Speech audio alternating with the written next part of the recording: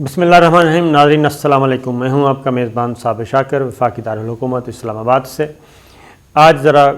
ہم اپنے پڑوسی ملک جو کہ دشمن ملک ہے ہمارا بدقسمتی سے، اس کا ذرا حال جاننے ہیں، کیونکہ وہاں پہ کافی مشکلات بڑھ گئی ہیں۔ ایک تو کشمیریوں نے، مقبوضہ کشمیر کے باسیوں نے ایک اہم ترین ہتھیار جو ہے اس کا استعمال شروع کر دیا ہے، اور وہ ایسا سمارٹ قسم کا ہتھیار ہے کہ وہ آسانی سے اپنے ہدف کو، بس جتنا ہدف جو اس کا ہے وہ اسی کو نقصان پہنچاتا ہے، اس سے زیادہ بڑے پیمانے پہ تباہی نہیں پھیلاتا۔ اور اگر وہ کسی گاڑی کو تباہ کرنا مقصود ہے تو وہ گاڑی تباہ کرے گا، اگر کسی گھر کے باہر لگانا ہے، کسی سیکورٹی فورسز کے موٹر سائیکل پہ لگانا ہے یا کہیں بھی، تو یہ ایک بہت ہی اور جس سے بھارت کی جو فورسز ہیں وہ کافی پریشان ہیں مقبوضہ کشمیر میں خاص طور پہ۔ اور اب اس پہ یہ تحقیق ہو رہی ہے کہ آیا کہاں سے۔ الزام پاکستان پہ لگایا جا رہا ہے، ظاہر ہے وہ الزام ہی ہے، وہ آیا کہاں سے ہے وہ بھی ہم آپ کو بتائیں گے، کیونکہ یہ پہلے یہ سمارٹ ہتھیار جو ہے یہ استعمال ہو رہا ہے ایک جگہ پہ اور بڑا اپنا نتیجہ دے رہا ہے۔ آپ کو معلوم ہے وہاں پہ ایک تحریک چل رہی ہے، تحریک آزادی چل رہی ہے، اور زبردستی قبضہ کیا ہوا ہے اور سب کچھ زبردستی کیا جا رہا ہے طاقت کے بل بوتے پر۔ تو ہوا یہ کہ اس کو کہا جاتا ہے جی چپکو، مقناطیسیت والا ہتھیار کہا جا رہا ہے، اور یہ بہت چھوٹے سائز میں ہے، اور اس کا طریقہ یہ ہے کہ یہ چپک جاتا ہے کہاں پہ، جہاں پہ بھی اس کو آپ فٹ کریں گے، اس کو اسی لیے اس کو چپکو کہتے ہیں۔ اور اسے چھوٹے مقناطیس کی مدد سے گاڑیوں کے ساتھ چپکا دیا جاتا ہے، اور ریموٹ کنٹرول کی مدد سے چلنے والی چھوٹی گاڑیاں، ان کی مدد سے یہ چپکا کے تو جہاں بھی بھیجا جاتا ہے وہاں بھیج دیا جاتا ہے، اور بھارتی حکام کے لیے ایک مسئلہ بنا ہوا ہے۔ اور یہ بھارت کا جو مقبوضہ کشمیر ہے اس میں یہ استعمال ہو رہا ہے، اور اب وہاں کی پولیس آفیسرز نے بھی اور وہاں کی سیکورٹی فورسز نے بھی یہ تسلیم کر لیا ہے کہ یہ ایک خطرناک چیز ہے جس کے بارے میں کچھ نہیں پتہ چل سکتا، پتہ نہیں چلایا جا سکتا۔ اس کو چپکو اس لیے کہتے ہیں کہ یہ اس کے ساتھ چھوٹا سا مقناطیس لگتا ہے اور وہ کسی بھی میٹل کی چیز سے چپک جاتا ہے، اور اس کے بعد یہ بآسانی پھٹ جاتا ہے، اور اس سے شہری آبادی زیادہ نقصان بھی نہیں ہوتا۔ یہ بات ذہن میں رکھیے گا، اگر کسی فوجی گاڑی کو، پولیس کی گاڑی کو اگر یہ لگایا تو وہی ہے۔ اب یہ استعمال ہو رہا ہے مقبوضہ کشمیر میں، اور استعمال کر رہے ہیں جی اپنے عسکریت پسند جو ہیں جنگجو۔ یہ کہاں سے آیا؟ یہ افغانستان میں استعمال ہو رہا ہے۔ افغانستان میں افغان طالبان نے استعمال کیا اور تواتر کے ساتھ استعمال کیا، اور اس سے نہ صرف انہوں نے اپنے اہداف کو نشانہ بنایا بلکہ صحیح طور پہ بنایا، اور یہ استعمال ہوا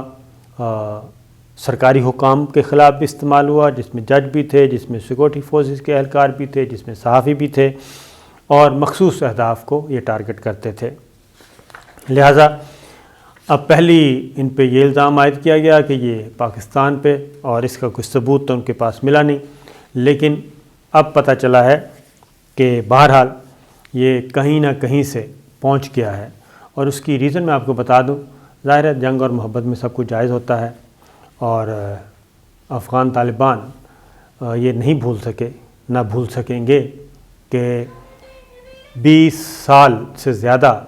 جو سب سے زیادہ ان کو نقصان پہنچایا وہ بھارتیوں نے ہی پہنچایا افغانستان میں، اور وہ سارا کام یہ کرتے رہے۔ نہ صرف یہ کرتے رہے بلکہ جو NDS کے ساتھ ان کے معاملات ہیں، جو افغانستان کی سرکاری فوج ہے ان کو ٹرین کرنا، یہ سب کچھ کرنا یہ انہی کا کام تھا۔ تو اس کی وجہ سے ہو یہ رہا ہے۔ اب وجے کمار ہیں وہاں کے، وہ یہ کہتے ہیں کہ یہ ایک غیر روایتی قسم کی جو ہے ایبلٹی انہوں نے حاصل کر لی ہے اور اس کو ہم کنٹرول نہیں کر پا رہے۔ اس کا نتیجہ کیا نکل رہا ہے؟ اس کا نتیجہ یہ نکل رہا ہے کہ وہاں پہ خودکشیاں بڑھ گئی ہیں بھارتی فوجیوں کی۔ وہ اس وقت شدید ترین نفسیاتی مسائل کا شکار ہو گئے ہیں اور ان کو نہیں پتہ کہ کب کس وقت کوئی چیز پھٹ جائے اور وہ فارغ ہو جائیں اور اس دنیا سے روانہ ہو جائیں۔ یہ ساری چیزیں ہو رہی ہیں۔ اپنی سرکاری بندوقوں کے ساتھ، سرکاری رائفلوں کے ساتھ وہ خودکشیاں کر رہے ہیں اور خودکشیوں کی جو تعداد ہے وہ دن بدن بڑھتی جا رہی ہے۔ تازہ واقعہ جو ہے وہ ضلع کپواڑہ میں پیش آیا۔ یہ تو ایک ان کو مصیبت ہے۔ دوسری مصیبت یہ ہے کہ ساری سچویشن کو واشنگٹن سے بھی سٹیٹمنٹ آ گیا کہ کشمیر کی صورتحال کو وہ قریب سے دیکھ رہے ہیں اور ہم اس کوشش میں بھی ہیں کہ معاملہ بات چیت کے ذریعے حل کیا جائے، اور یہی وجہ ہے کہ امریکی دباؤ بہرحال موجود ہے انسانی حقوق کے حوالے سے ہی صحیح، لیکن ہے۔ ہم یہ نہیں کہہ سکتے کہ بالکل ہی وہ واشنگٹن جو ہے وہ کھل کر سامنے آ گیا مقبوضہ کشمیر کے شہریوں کے حق میں، ایسا نہیں ہے۔ بس وہ ایک انسانی حقوق کا معاملہ بہرحال وہ اٹھا رہا ہے اور یہ پریشر بھی اپنی جگہ موجود ہے۔ دوسری جانب ایک اور مصیبت آئی ہے مودی سرکار پہ، اور وہ ہے فریڈم ہاؤس، ایک ادارہ ہے دنیا میں جو یہ دیکھتا ہے کہ کس ملک میں کتنی جمہوریت ہے، کتنی آزادی ہے، اور کیا وہ ملک واقعتاً ہی مکمل طور پہ آزاد کہلا سکتا ہے، اس کے شہری آزاد کہلا سکتے ہیں یا پھر نہیں۔ جو لیٹسٹ رپورٹ آئی ہے فریڈم ہاؤس کی، جو 2021 کی رپورٹ ہے، اس میں بھارت سے آزاد ملک کا درجہ واپس لے لیا گیا ہے، اور وہ آزاد ملک نہیں ہے بلکہ اسے کہنا چاہیے سیمی آزاد ملک ہے، قدرے آزاد ملک ہے، اور وہ مکمل آزاد ملکوں کی فہرست سے نکال دیا گیا ہے۔ اس کی وجہ یہ ہے کہ بی جے پی اور آر ایس ایس اور یہ سب کے سب کیا کر رہے ہیں؟ ان سب نے شہری آزادیوں کو پامال کیا ہے، جمہوری آزادیوں کو پامال کیا ہے، اور خاص طور پہ وہاں کی جو اقلیتیں اور صحافی، یہ ان کو آزادیاں نہیں ہیں۔ دنیا کے 195 ممالک اور 15 خطوں میں جنوری 2021 سے 31 دسمبر 2020 تک ہونے والے واقعات کا جائزہ لیا گیا۔ جنوری 2020 سے 31 دسمبر 2020 تک کا جائزہ لیا گیا، یعنی کہ پچھلے سال کا، اور اس کے بعد یہ نوٹ کیا گیا، بلکہ یہ چیز اسٹیبلش ہوئی کہ بھارت میں مسلمانوں کے خلاف تشدد اور صحافیوں کو ڈرانے دھمکانے، مقدمات اور اسی طریقے سے عدالتی مداخلت، یہ بہت بڑھ گئی ہے، جس کی وجہ سے فریڈم ہاؤس کی رپورٹ کے مطابق انڈیا جو ہے اب وہ اپنے آپ کو جمہوری رویوں کا چیمپئن نہیں کہہ سکتا۔ نریندر مودی اپنے آپ کو چیمپئن نہیں سکتا، بلکہ وہ مطلق العنان اور مطلق العنانیت کی طرف انڈیا جو ہے وہ جا رہا ہے۔ یہ ایک ڈیٹیل اس کے بارے میں مفصل رپورٹ شائع ہوئی ہے، اور اس میں نریندر مودی کا پوسٹ مارٹم کیا گیا خاص طور پہ، اور ہندو انتہا پسندی اور قوم پرستی کا خاص طور پہ ذکر کیا گیا ہے کہ کس وجہ سے، ایون اس رپورٹ میں کہا گیا ہے کہ کووڈ-19 کی بیماری کے دوران بھی وہاں پہ جو اقلیتیں ہیں ان کا قتل عام کیا گیا، ان کے حقوق سلب کیے گئے، اور ان کے ساتھ اقلیتیں ہونے کی وجہ سے کیا کہنا چاہیے، امتیازی سلوک برتا گیا۔ تو گو کہ بھارت، ظاہر ہے بھارت نے اس کو مسترد ہی کرنا ہے، لیکن حالات ایسے نہیں ہیں، اور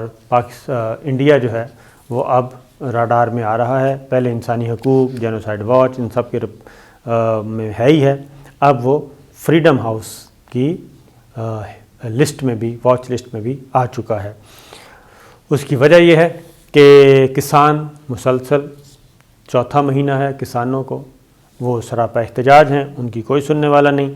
اور کسان بھی، بھارتی کسان جو ہیں وہ اب ایک اور پلان کر رہے ہیں، اور وہ پلان ہے کہ ملک گیر ایک اور احتجاج کو منظم کیا جا رہا ہے، جس میں خواتین بھی اب شریک ہوں گی، اور ابتدائی طور پہ 50,000 خواتین کسانوں کو یہ وہاں پہ دہلی پہنچانے کا بندوبست کیا جا رہا ہے کہ ابتدائی طور پہ 50,000 خواتین وہاں پہنچیں گی، اور اس کے بعد پھر اگلا کام کیا جائے گا۔ یہ سلسلہ چل رہا ہے جناب، دیکھتے ہیں آنے والے دنوں میں کیا ہوتا ہے۔ اور اسی طریقے سے کانگریس جو ہے وہ ہریانہ ریاست میں بی جے پی حکومت کے خلاف آج ایک تحریک عدم اعتماد لا رہی ہے، اور اس طریقے سے یہ چیزیں بڑھتی جا رہی ہیں۔ تو آنے والے دنوں میں دیکھتے ہیں یہ سب مصیبتیں جو ہیں مودی سرکار کو کہاں تک لے کے جاتی ہیں۔ اجازت دیجیے، اللہ حافظ۔